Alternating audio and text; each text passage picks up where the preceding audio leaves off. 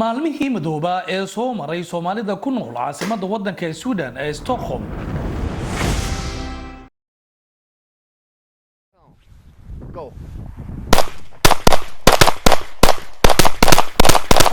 Kii July 2015 waxaa dil toogasho ah loogu dilay gudaha magaalada Stockholm Allaha u naxariistay Ismaaciil Maxamed Aadan oo 19 jir ahaa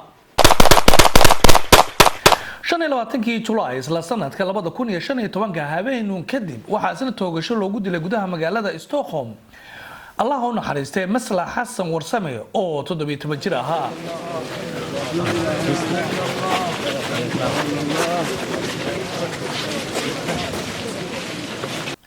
Soomaalida waddanka Sweden ama caasimadda Stockholm waxa ay si wada jir ah ugu sameeyeen labada dhalinyarada aas qaran oo hal maalin la qabtay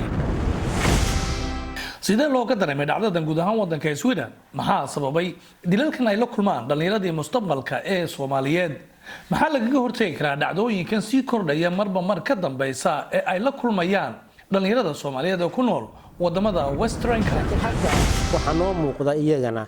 kuwa ka yaryar intaas oo runtii aan weliba da'dii iskuulka ka bixin ilaa 16 ilaa 19 kuwa hadda isdilayna de hamnar i dåliga kretsar med andra kriminella och begår brott. Det är en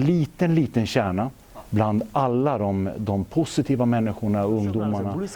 som حاجه بوليس قدال aan u laabano war xaafadan maxaa dhacay xaafadan waa nugna isbedel ku dhacay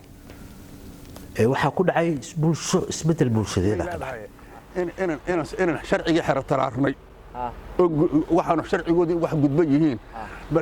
waayo hadii waxaan sharci u haystaan way ku isticmaali lahaayeen qaabka falxumada ee Soomaali gacanteeda isku dhimatay ilmo yar oo qaarkood qaan gaadhin laakiin 17 jir ah xanuunkeeda lahayd marka waa jirtaa waxaan nahay horta wadan burburay nadayna Soomaali aynu nahay dhibkana meel walba oo ay jaaliyada Soomaalida degantahay waa ka jira ilaahay waxaan ka baryaynaa carruurtana Allah noo wada hagaajiyo laakiin aad ka fiiriso wixii wadanka ka jiray miraheedii way waxaanu guranaynaa kala soco barnaamijka sahan iyo dhacdadii madoobeed ee magaalada Stockholm